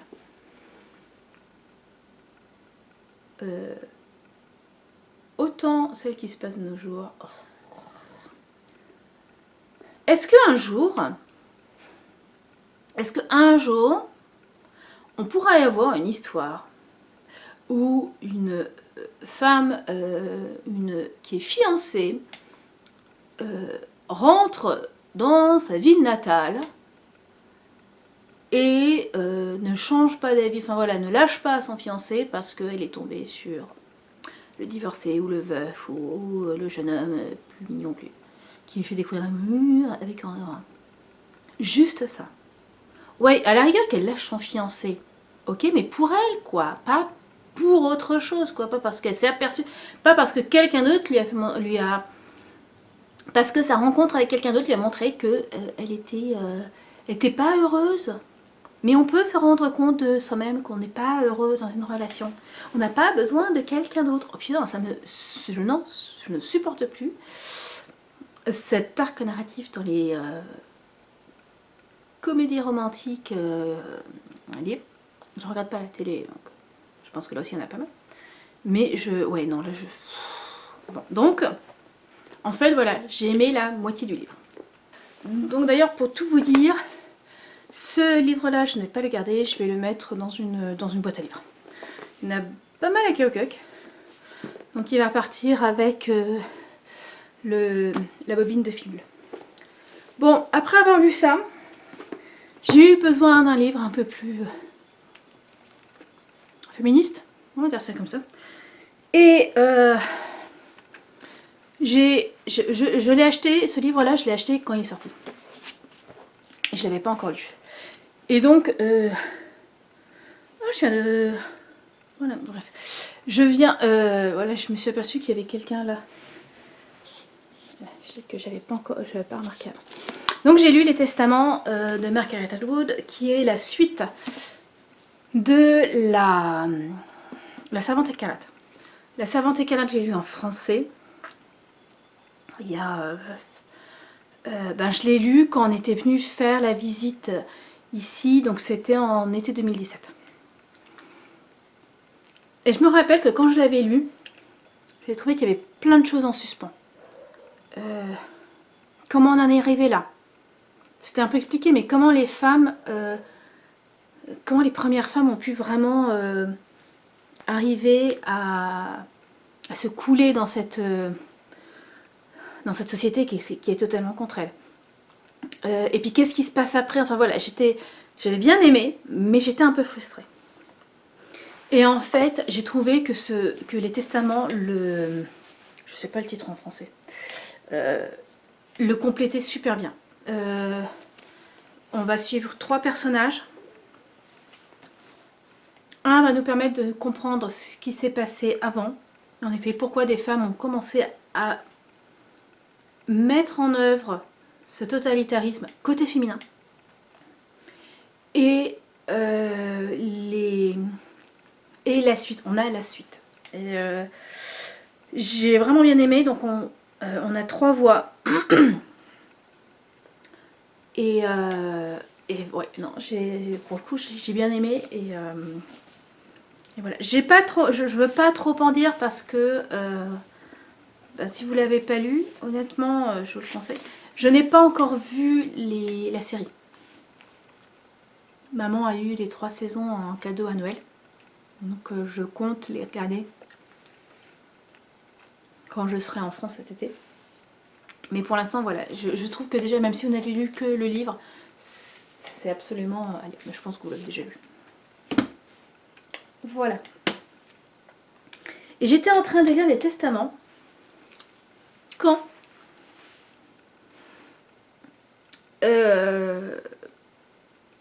j'ai enfin compris et quand j'ai trouvé que je pouvais enfin acheter des livres français sur Amazon pour ma Kindle. Je vous passe les détails, mais au début j'avais essayé, ça marchait pas, je sais pourquoi. Et donc j'y suis arrivée. Et je me dis, chouette, il y a des livres. Et entre autres, un livre que je voudrais bien tester pour éventuellement l'acheter à lire pendant cet été. L'année dernière, on avait acheté beaucoup de livres en France. Ça pèse lourd dans les valises. Et donc là, je voudrais éviter dans un métro. Et surtout, on était partis avec des livres. Parce que les enfants lisent beaucoup, surtout Lise. Et donc là, l'idée, ça serait de... Elle part avec sa Kindle. Je mettrai quelques livres que j'ai. Et arrivée en France, je lui achète des livres qu'elle lira en France. Et l'idée, c'était d'acheter un ensemble de livres, une série de livres. Et donc j'avais beaucoup vu passer, puisque voilà, ma réflexion était au moment où le 4e tome de La Passe Miroir était sorti. La Passe Miroir, je ne l'avais pas lu du tout. Voilà. Quand il est sorti, je pense que Lise était trop jeune pour que je m'y intéresse. Et c'était l'époque où je lisais plus vraiment de romans jeunesse. Et donc là, je me suis dit, ça peut l'intéresser, j'aimerais quand même le lire avant. Donc, ouais, je vais me l'acheter en format Kindle. Et puis, cet été, je prendrai en format poche parce que j'aime bien l'objet livre. Voilà, j'ai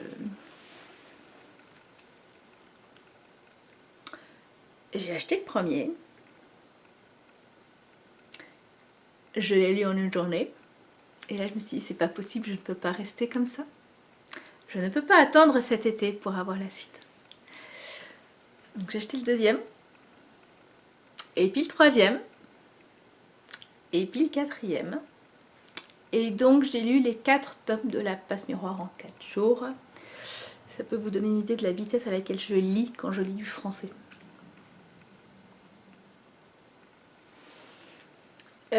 J'ai adoré. Alors je sais que beaucoup, que j'ai regardé un peu, il y a eu sur Instagram, sur YouTube, des personnes qui en ont parlé. Et certaines personnes étaient déçues du quatrième.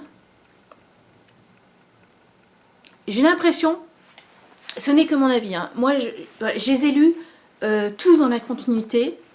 Et le quatrième ne m'a pas surpris, ne m'a pas enthousiasmé. Il y en avait certaines, on avait l'impression qu'elle découvrait, enfin qu'elle redécouvrait tout. J'ai pas été déçue, j'ai pas été surprise. Voilà, je trouvais vraiment que c'était dans la continuité, peut-être parce que justement j'ai pas eu à attendre. Je sais que quand je lisais des livres, quand je lisais par exemple Harry Potter que devais attendre quelques années, c'est vrai qu'on s'imagine nous-mêmes tout un tas de possibilités à l'histoire. Et que on est parfois un peu déçu que ce qu'on a imaginé, ça soit pas ça. Donc voilà, je peux tout à fait comprendre. Moi qui les ai lus les 4 à la suite, et j'ai bien aimé. J'ai vraiment bien aimé, j'ai eu du mal à lâcher, la preuve. Et je sais que voilà, sans hésiter, Lise les aura en poche cet été. J'espère que le quatrième sera en poche à ce moment-là. Ouais, voilà, j'ai bien aimé. J'ai bien aimé. Mais je ne vais pas vous montrer puisque c'est dans ma Kindle. Et je suis contente parce que ça veut dire qu'il y a des livres que je pourrais acheter en Kindle. Clairement, je préfère acheter en format livre. Je lis pas de la même façon. Mais là, de savoir que de temps en temps, quand il y a des livres qui sortent, je peux... ou voilà, j'entends parler d'un livre, je peux l'avoir sans avoir à attendre de revenir en France ou de me le faire envoyer. Après les testaments, en anglais, toujours, j'ai pris un livre que j'avais acheté à la fin des vacances de Noël, The Man in the High Castle. C'est un livre qui a été aussi transformé en série, mais là c'est par Amazon Prime. J'avais regardé les premiers épisodes de la série, j'ai arrêté, je sais plus pourquoi. Je sais pas, voilà. J'ai un bon souvenir, peut-être que je m'y remettrai ou pas. L'idée de base du livre, qui a été écrit il y a un moment, en 62. L'idée de base du livre, c'est que les Allemands et les Japonais ont gagné la Deuxième Guerre mondiale. Les États-Unis sont divisés en plusieurs parties. Alors je crois qu'il y a la partie du Texas libre, la partie du pas trop du Midwest, c'est-à-dire plutôt des montagnes Colorado et tout ça, qui sont plus ou moins libres. La partie Est qui est sous domination allemande et la partie Ouest qui est sous domination japonaise. Et donc on sera, dans ce livre, on est seulement justement dans la partie Ouest, la partie japonaise. Alors que la série, si vous l'avez regardée, se passe aussi, on voit aussi la partie allemande. Et donc on suit plusieurs personnages, 4, 5, voilà, qui ont des liens plus ou moins ténus, juste qui essayent de survivre, ou d'infléchir ce qui se passe, mais surtout,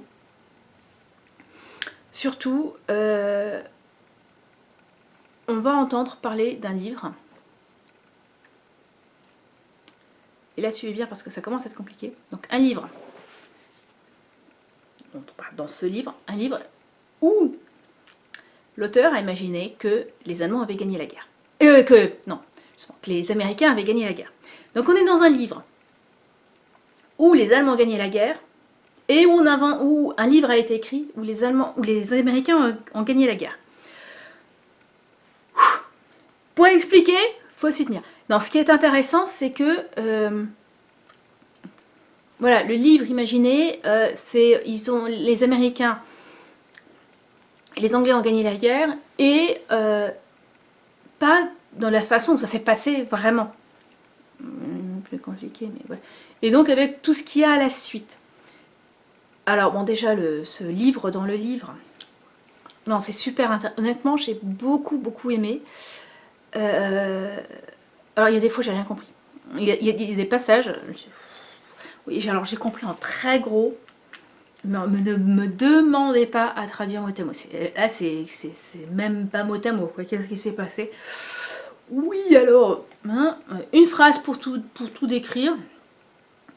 Et puis ça va s'arrêter là parce que est-ce que j'ai pas compris parce que c'est un personnage japonais et que son anglais est limité parce qu'il est japonais, ou est-ce que parce qu'il est limité parce qu'il est il est pas dans son assiette? Je sais pas. Je peux pas dire. Là c'est là où je sens que mon anglais s'arrête. Mais j'ai vraiment aimé. Si vous, bon, il est sûrement traduit en français, puisque cet auteur, Philippe Cadic, a écrit beaucoup de nouvelles de science-fiction, dont ceux qui ont été adaptés, qui ont donné Blade Runner, Total Recall, Minority Report. Le dernier, je ne connais pas.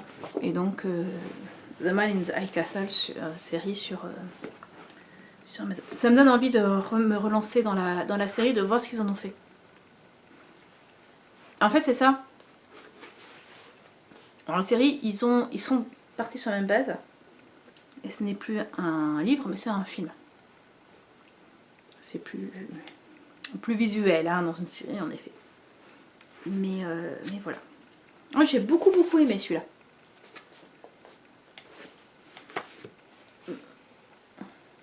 Après, là, je suis... j'ai 2 livres. En fait, en général, je lis 2 livres en même temps. Un en anglais pour la journée et un le soir avant de me coucher. En français. Bon, parfois, avant de me coucher, voilà, The Man in the High Castle, j'ai lu aussi le soir, quoi. Mais là, j'ai un livre en haut, un livre en bas, un en français, l'autre en anglais. Voilà. La pastille américaine. J'en ai 2. Je vais vous parler du Shockwire. Alors, le Shockwire, c'est quelque chose... Je n'ai jamais vu en France, j'en ai jamais entendu parler en France. Et je n'arriverai pas à mieux le décrire que comme un entraînement à la comédie musicale. En fait, on a un groupe de jeunes qui vont chanter tout en dansant sur une chorégraphie. Ils vont avoir 3-4 chansons, plus parfois selon les niveaux. Ça dure entre 10 et 15 minutes en tout. Et avec, en tout cas pour les plus grands niveaux lycée, au moins un changement de tenue. Tenue très pailletée pour les filles. Pour les garçons en général, c'est costume cravate. Et je les admire à danser en costume cravate. C'est... ouais, c'est assez impressionnant. C'est assez impressionnant. Il faudrait que je regarde si sur YouTube, et que je vous mette si sur YouTube on peut trouver, en tapant Shockwire, on peut trouver. Et donc, normalement en général c'est High School. Et là cette année il a été proposé, l'ami de High School a proposé à Keokuk, a proposé de le faire. Alors Lise elle est ravie. Donc elle y allait, et ils se sont pas mal débrouillés puisque là ils ont été deuxième. Alors sur 3, certes, mais ils ont quand même été deuxième, c'était leur première compétition. Et c'est là où je veux en venir.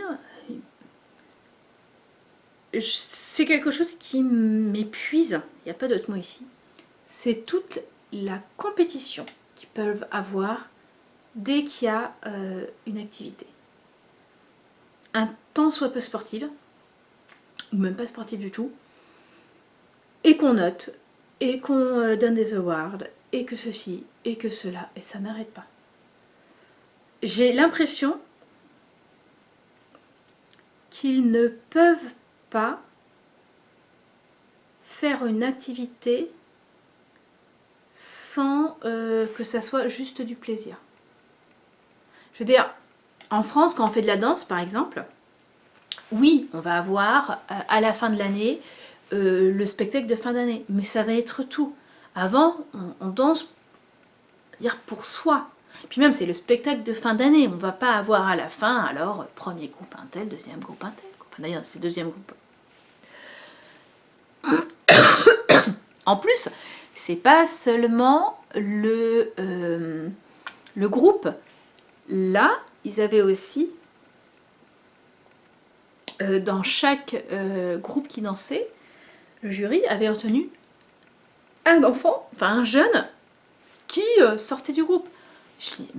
Déjà pour une vingtaine de gamins, tu les vois danser 10-15 minutes et ça y est, t'en as un qui te sort. Voilà, parce que c'est les profs qui... les entraîneurs qui ont donné. Avec le meilleur soliste. Et ça me... Par contre, ce que j'adore avec le Show-Choir, c'est que c'est tout le monde qui peut danser. C'est pas seulement les bien foutus. Il y en a qui sont clairement en obésité et qui dansent super bien et qui chantent super bien. Ils vont pas s'arrêter juste à la personne. On a vu avec Lise, alors pas cette fois-là, mais dans une compétition qui a lieu à Keokuk, mais en fait on peut, où Lise a juste, l'équipe de Lise n'a pas fait la compétition, ils ne peuvent pas quand c'est chez eux. En fait, ils vont juste présenter leur danse, mais ils vont pas être notés.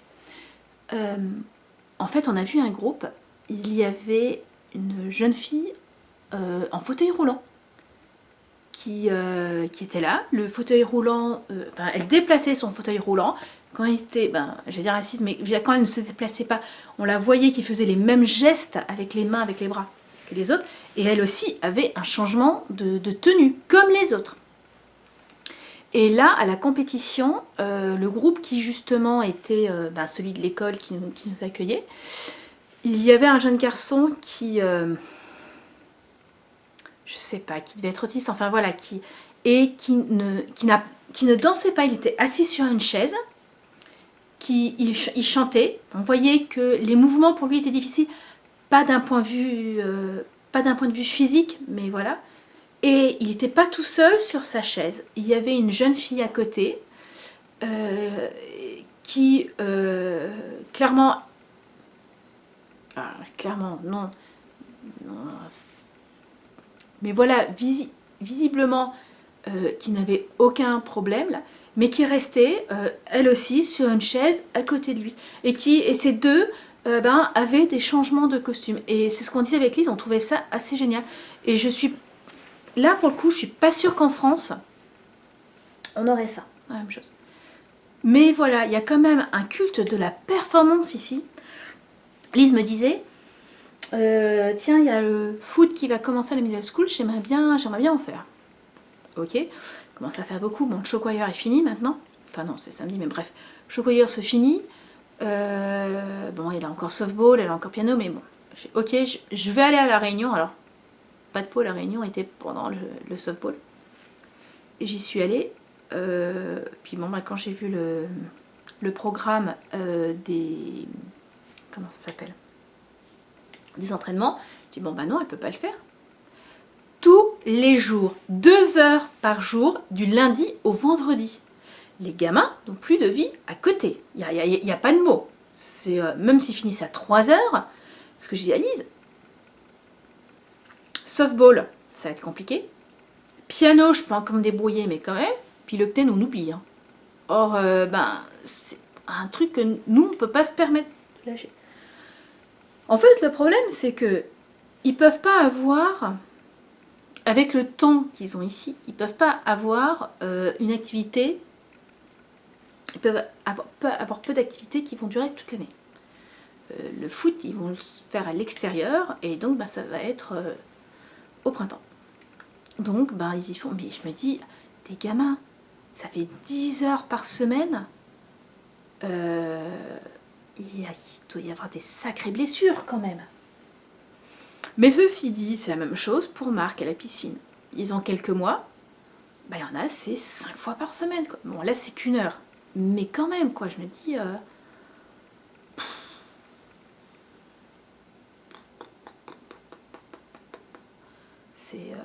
c'est fort, quoi. C'est en fait... Alors, je pense que ça vient aussi du fait qu'à Keokuk, il y a peu de propositions d'activités extrascolaires hors de l'école. Donc les écoles, surtout la middle school et la high school, vont proposer quand même pas mal d'activités. Par exemple, le foot. Le foot, ça commence en 7th grade, donc l'équivalent de notre 5e. Jusqu'en 6th grade, c'est le YMCA qui propose. Et je pense que comme il y en a peu, il y a peu d'activités à côté, ils savent qu'ils peuvent demander 2 heures. Parce que les parents sont peut-être même demandeurs, quoi. Ils savent que pendant 2 heures, leur gamin, il est en train de faire du foot, pas en train de faire autre chose. Sauf que quand on arrive à trouver les rares activités, et voilà, c'est une chance à pouvoir se les payer, c'est compliqué. Lise qui a piano, qui a softball hors école, je sais pas comment elle pouvait faire. Bon. Voilà, mais leur culte de la performance et puis, de l'award, de la récompense pour tout. Là, Lise, elle avait une petite science fair à Keokuk pour justement, donc les gamins doivent, ceux qui participent, je fais attention à l'heure, cherchent un projet de science, montent leur expérience, font leur expérience et présentent après, voilà, une présentation, un tableau. Et donc après, vont à des science fairs pour les présenter et se faire juger et se faire noter. Et voilà, et après, par exemple, hier, il y avait le prix du Lee Conservation, là, le prix du ceux qui ont eu de la meilleure photographie, de l'idée la plus originale, et puis après, comme ils ont une note sur et l'expérience et la présentation, voilà, et la façon dont ils ont parlé, dont ils l'ont présenté, et on a eu le troisième, le deuxième, le premier. Et moi, il y a un côté là, compétition, je peux plus. Voilà, j'ai jamais été dans la compétition, j'ai jamais aimé la compétition. À la rigueur, la sympathique entre copains, copines, frères, sœurs, allez, qui va arriver le premier, voilà, et ça s'arrête là, quoi. Donc là-dessus, j'ai beaucoup de mal. Dernier sujet avant que j'aille chercher le fiston à l'école. Petit point coronavirus. Mais en fait, le petit point coronavirus, c'était par rapport à un sujet dont je voulais vous parler depuis longtemps. Que heureusement, j'ai eu la bonne idée d'écrire sur le carnet, sur ma feuille de podcast, voilà, quand je prépare mon épisode. Parce que sinon, j'aurais complètement oublié. On commence à avoir des cas dans l'Iowa, donc on commence à avoir des trucs. Là, j'ai vu à l'Ivy, le buffet salade est fermé. Voilà, plus de buffet salade. L'Ivy est un supermarché qui a aussi un coin cafétéria, avec entre autres un bar à salade, et il est fermé à cause du coronavirus.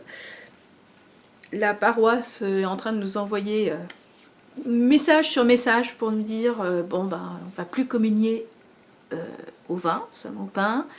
On ne se serre plus la main en dehors de la famille. On ne se donne plus la main pour dire notre Père. Pour l'instant, le caté est maintenu, mais voilà, on fera bien attention à leur rappeler de se laver les mains.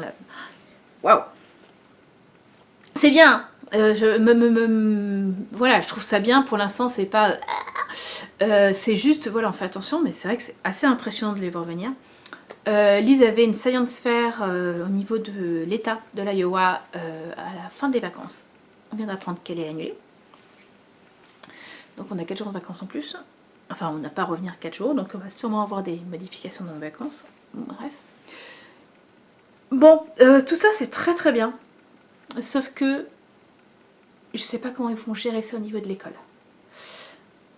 Ils n'ont pas seulement un esprit de compétition, les Américains, ils ont aussi un présentéisme qui est très poussé. Alors, en entreprise, je peux comprendre. Hein, les jours de carence, ils aimeraient bien en avoir. C'est-à-dire qu'ils pourraient être absents en étant payés, sans avoir à payer une fortune en mutuelle. Donc déjà, ben, c'est ça déjà, je sais pas comment ils vont faire. Quand il va y avoir des cas, est-ce que les gens vont pas continuer à travailler quand il y a une suspicion de cas chez quelqu'un, est-ce qu'il va pas continuer à travailler parce qu'il ne peut pas s'arrêter. Donc ben, un présentéisme, voilà. Et puis, alors on pourrait dire, ok, à l'école, bon bah c'est pas grave quoi, si les gamins sont pas à l'école. Oui, sauf que... Alors je pense que... Je vais dire au moins à Keokuk. Il doit y avoir une... Ils ont dû avoir des taux d'absentéisme assez élevés à un moment.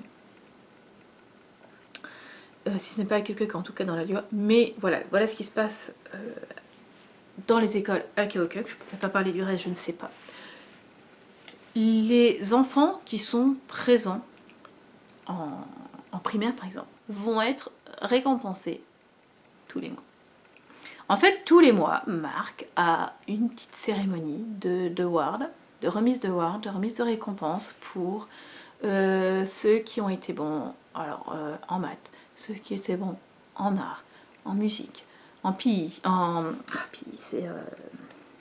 sport, en lecture, ceux qui se sont quelque part bien tenus, pour tout quoi. Alors t'es content quand ton gamin en a un, t'es quand même désolé pour les autres. Et donc, pour ceux qui ont la perfecte attendance, qui n'ont jamais été en retard, qui n'ont jamais été absents. Donc ça, c'est tous les mois. Et puis ceux qui ne sont pas absents depuis le début de l'année ont un truc un peu plus. Marc, qui n'a pas été absent depuis le début de l'année, par exemple, il a eu, c'était je crois en janvier, il a eu un ticket pour une entrée gratuite pour un match de basket de la high school, qui est normalement payant. Bon, dit comme ça, c'est plutôt sympa, ça donne envie aux gamins d'y aller. Après, je pense que quand un gamin est souvent absent, quand il arrive souvent en retard, c'est moins du côté du gamin que du côté des parents à regarder. Je suis pas sûre que la promesse d'une récompense de pouvoir aller voir gratuitement un match de basket ou une part de pizza, parce que oui, parfois il a des bons pour une part de pizza quelque part, ça soit suffisant pour les parents pour se lever à l'heure ou pour pas dire ouais c'est bon, aujourd'hui tu restes à la maison. Et là, moi, le problème que j'ai, c'est quand Lise a fait sa grippe. Donc Lise a eu de la fièvre. Alors, Lise va être prof et elle est déjà une très bonne prof puisqu'elle tombe malade pendant les vacances. Ça c'est bien, c'est déjà à 13 ans avoir une conscience professionnelle, c'est super. Donc voilà, on a eu un week-end de 5 jours et Lise a été malade pendant ces jours-là. Grosso modo du jeudi au dimanche, elle était vraiment pas bien, elle a fait de la fièvre. Et Marc a eu de la fièvre le lundi. Le lundi, il n'y avait toujours pas école. Et donc, et puis, bonne fièvre quand même. Et je lui dis, écoute Marc, si ça va pas mieux, demain tu restes à la maison. Hein. Et là, j'ai eu mon fiston qui a failli pleurer. Non pas parce qu'il voulait aller à l'école pour ses copains, Non, non. Mais maman, ma perfecte tendance, je vais plus la voir. Attends, le problème c'est pas ça. Le problème c'est pas que tu sois super bon, que t'aies un truc à la fin de l'année, je sais pas quoi. C'est le problème là, c'est si t'es malade et que tu vas à l'école malade, tu vas filer ta grippe ou ton rhume ou je sais pas quoi à tout le monde. Et c'est pas possible. Et comment ils vont faire quand ça va être... Parce que c'est ça le problème. En fait, vous pouvez dire votre gamin est malade, allez chez le médecin, avoir un papier du médecin, ils s'en fichent, ils vont le considérer comme étant absent. Donc la perfecte attendance, pour les gamins, en effet, je comprends pour ceux qui sont bons élèves, comme Marc, et qui aiment aller à l'école, il n'y a pas de souci pour y aller. Et donc, ils ont cette carotte supplémentaire pour aller à l'école, et ce qui fait que quand ils sont malades, ils ont envie d'y aller parce qu'ils se disent si je suis malade et que si je vais pas à l'école, c'est même pas si je suis malade, c'est si je vais pas à l'école, je vais perdre cette récompense. Comment ça va se passer quand il va y avoir des cas du coronavirus ici? C'est où pour les enfants, a priori c'est essentiellement un rhume, ça va être une horreur. Ça va être une hécatombe. Je sais pas comment ça va se passer dans les autres États, mais à Keokuk, si on a des cas, honnêtement, ça me fait peur. Vraiment. Dixit, celle qui tousse comme une perdue depuis le début, qui va passer des heures à couper. Mais ouais, ça c'est un truc, ils ont vraiment un problème avec le présentisme. Je comprends ce qu'il y a derrière, mais là, on voit la limite. On voit vraiment la limite. On verra. On verra. Bon, si jamais on est pris en quarantaine, moi je m'en fiche. J'ai du stock pour tricoter. Et comme de toute façon, on fait le CNED, les enfants continueront à travailler. Oh la mère indigne. Je filmerai de nouveau en avril. Nous dans... Oh, c'est dans 10 jours, on a une semaine de vacances. On part faire notre petit road trip habituel. D'ici là, donc d'ici la prochain épisode de podcast, écoutez, portez-vous bien. Je vous souhaite de rester loin de tous les virus, quels qu'ils soient. Tricotez bien, crochetez bien, cousez bien, lisez bien, etc. Et surtout, prenez soin de vous et de ceux que vous aimez. Au revoir.